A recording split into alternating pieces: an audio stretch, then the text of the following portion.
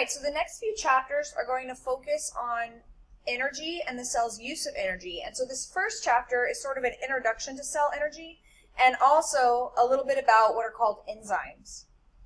So, for starters, bioenergetics literally is the study of how living things manage their energy resources.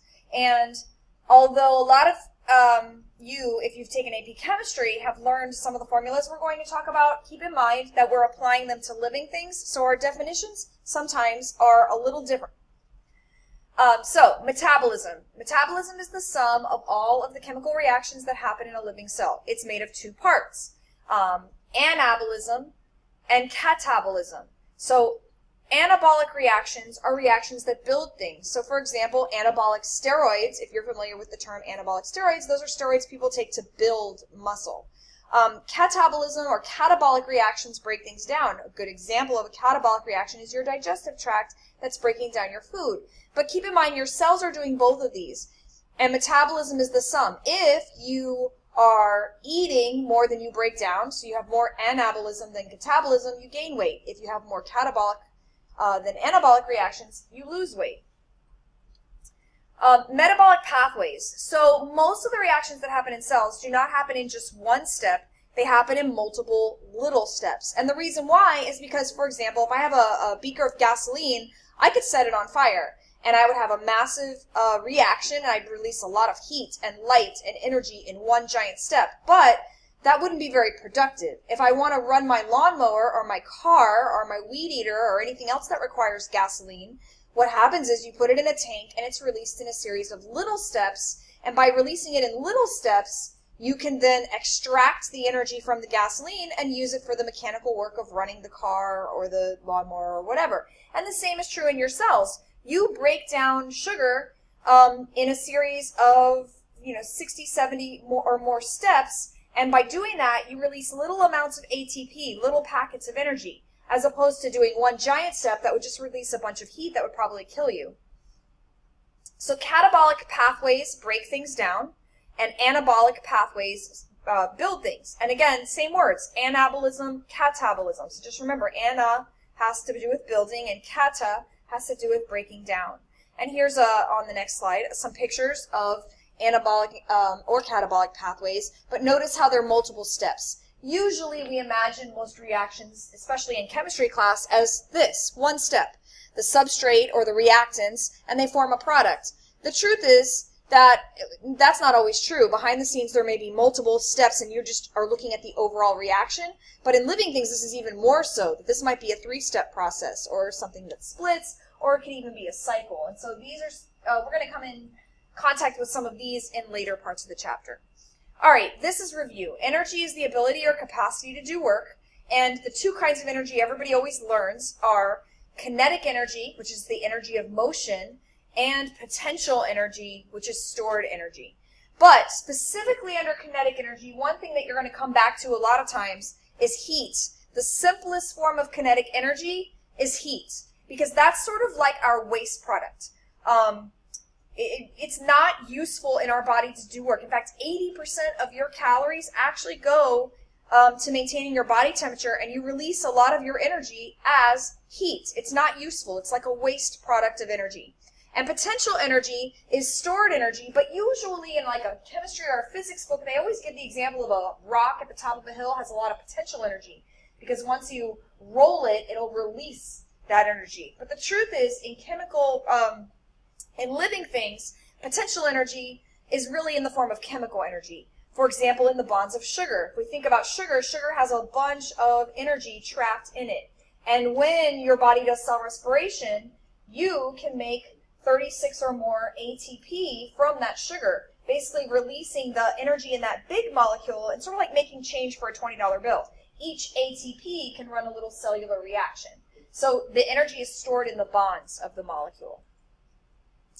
All right, laws of thermodynamics, also something you would have probably learned before. The first law of thermodynamics says that energy is not created or destroyed. It can be transformed from one form to another, but the total amount of the energy in the universe is constant. We don't really talk much about the universe in this class. So just know that energy can't be created or destroyed. But here's the thing, even though energy can't be created or destroyed, that doesn't mean that the quality of energy stays the same. And that brings us to the second law of thermodynamics, which basically says that during each energy transformation, some of the energy gets turned into a form that's not useful for us.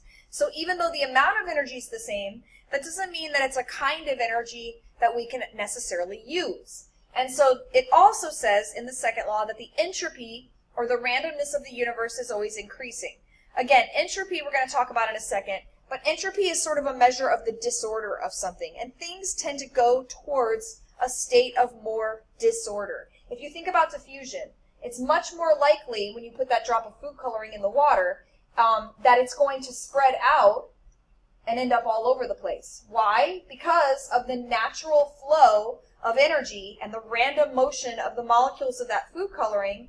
They're going to tend to randomly spread out. And that's why that's a process that doesn't require energy, because it increases entropy. That doesn't mean every reaction increases entropy. The entropy of the universe is always increasing. So you can have a reaction that makes things in your body more orderly. It just means that somewhere else it's becoming less orderly. And this is a little diagram to show you, again, only about 1% of the energy from the sun is actually captured by the tree through photosynthesis. That energy is trapped in the bonds of sugar. The rest is released as heat. When the llama eats leaves from the tree, it gets some of the energy, but again, a lot of it is lost as heat. And eventually all the energy becomes heat, which is not useful to us. The total amount of energy stays the same, but the quality declines. All right, a little bit of a better definition of entropy. So entropy is the measure of randomness or disorder of a system. If you think about it, without putting any work into it, your room becomes very messy. Without putting any work into it, your car tends to start falling apart. Things tend to move towards a more random, it's literally a more stable state. And so the entropy of the universe is always increasing. If you see this little guy down here throwing bricks, what's more likely if he's throwing these bricks? They're going to land like this on the right, the one with all the entropy. This is the disorder. This is the more stable one. This is technically less stable. It would be easy to knock this over. Think of building a house of cards, how unstable that is. And with a little flick, the whole thing falls down. So things naturally move towards a state of equilibrium. And that's going to be the most stable state. And that's where there's more entropy. And diffusion is an example of that. That's why diffusion didn't require energy, because that's the natural direction something would go. So we have something called G. G stands for free energy, or Gibbs free energy. That's why it's a letter G. And it's a measure of energy that's available to do work. So it's not the total amount of energy that a cell has, because some of that energy is trapped in keeping the cell alive. It's the amount of energy in a cell that can actually do work. When a process occurs, we can measure the change in energy. So that's going to be delta G, or change, is final minus initial. And I'll show you this in a graph. It's really not as complicated as it may sound. But here's the bottom line. If a reaction has a negative delta G, in other words, if you do final minus initial and you get a negative answer, the change in energy is negative, that means energy was released. Don't think of the negative sign as a negative amount of energy. You can't have a negative amount of energy. But you can have a negative change in energy. And the negative sign would mean that the energy left the system. That's what the negative would mean. So here's an example, and I have to apologize that these should go all the way down. And if you have it in the outline, they should also go all the way down. So here's an example. What is G for the reactant? So we're literally measuring G, the amount of energy. Notice it's in kilojoules. Usually you're going to see joules or calories. Those are the two ways you're going to see energy measured. And it could be kilojoules or kilocalories. So the amount of energy in the reactants is literally 45 kilojoules. And the amount of energy in the products, again, I can measure here, is 25 kilojoules.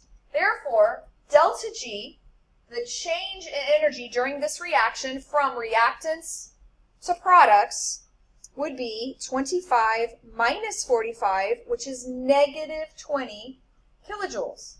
Now, that doesn't mean you have a negative amount of energy. What it means is 20 kilojoules of energy, this little gap right here, this energy was released from the system. And therefore, since delta G is negative, this reaction, yes, would be spontaneous. And so that's how you would work a problem like this. It's really easy. Final minus initial. If you get a negative answer, the reaction is spontaneous, meaning it would proceed without energy input. All right, this is the other formula, and this is on the formula sheet. And they tell you what these stand for, but they don't tell you what they mean. So enthalpy is the total energy of a system, all the energy that's there in the cell. Entropy, remember, is a measure of disorder or randomness. Temperature is in Kelvin, just like in our previous formula. And then, again, if delta G is a negative answer, it means that the reaction would be spontaneous. So they give you some numbers, and they want to know if it's spontaneous. So we plug these in. So delta H is 5,000 kilojoules. So 5,000 minus the temperature is 25. We add 273, so that's 298, times 20 kilojoules. And if you subtract, you get 5,000 minus, I don't remember the answer here, so let's see, 298 times 20 is 5960. So we're going to get negative 960 kilojoules. So this reaction releases 960 kilojoules of energy, and yes, this would be spontaneous. It's giving off energy. And so that's how you would use this formula. And again, the formula is on the formula sheet. You really just have to know how to plug in the numbers. These are just examples of spontaneous processes. The fact that gravity, you would naturally fall downward. Diffusion. And the last one, a chemical reaction that breaks things into simpler things, is typically spontaneous. Okay, so negative delta G is spontaneous. Positive delta G is not spontaneous. Sometimes you can tell just by the signs whether something's going to be spontaneous or not. Let's look at the first one. So delta S is negative, so we're decreasing the entropy. So we're making something more orderly. And where delta H is positive, so the total energy is increasing. This would be like if you're building something. If I'm building a molecule in my body, it would do these two things. It would go from being something simple to something more complicated, and we would end up with more energy trapped in the bonds. Now, would this be spontaneous? Well, if delta S is a negative number, let's go up here, that's going to be negative. That's going to make this positive, right? A negative delta S, and you're subtracting a negative, that's going to make this whole term positive. And if delta H is positive, then this would never, ever be spontaneous, this situation, which means typically building molecules is not going to be a spontaneous reaction. Now let's look at the next one. Delta S is positive and delta H is negative. So this is something you would probably see. If we're breaking something down, the opposite of this, we're taking this and we're breaking it into something simpler. That would probably increase entropy, right? It's less orderly if I have a bunch of little molecules bouncing around.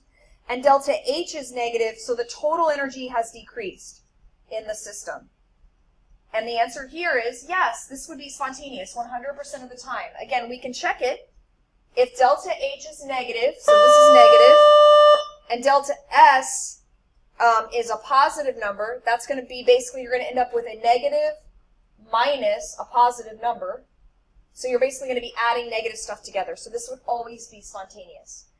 And then in our final situation, delta S is positive and delta H is also positive. So sometimes you could have a situation where you are increasing entropy, but you're also increasing the total energy of the system. Now that I can't come up with a good example of that, these are more obvious examples. Building something tends to, and breaking something down tend to be those. Here's my point. We don't know if this is spontaneous or not, because if this is a positive number and this is a positive number, it's really going to depend which one is bigger. If this is a bigger number, it's going to be spontaneous because you're subtracting. And if this is the bigger number, it's not. One thing we do know, though, is one reason why a lot of reactions will happen better and faster at high temperatures is because notice, if we increase the temperature, that's going to tend to make this side of the equation bigger, and that's going to tend to make it spontaneous. So a lot of times raising the temperature will make a reaction happen. The problem is we can't do that in our bodies. In our bodies, raising the temperature will damage our cells. So we have to have another way of making reactions happen without raising the temperature. And finally, definitions. An exergonic reaction is a general term for a reaction that releases energy. And an endergonic reaction is the word we use for a reaction that requires energy. And notice these things go together. Exergonic releases, has a negative delta G, and goes along with that word we've been talking about, spontaneous. Endergonic reactions require energy, Positive delta G, not spontaneous. So just some new vocabulary that we're going to be talking about. And that's where we'll stop for now, and we'll pick up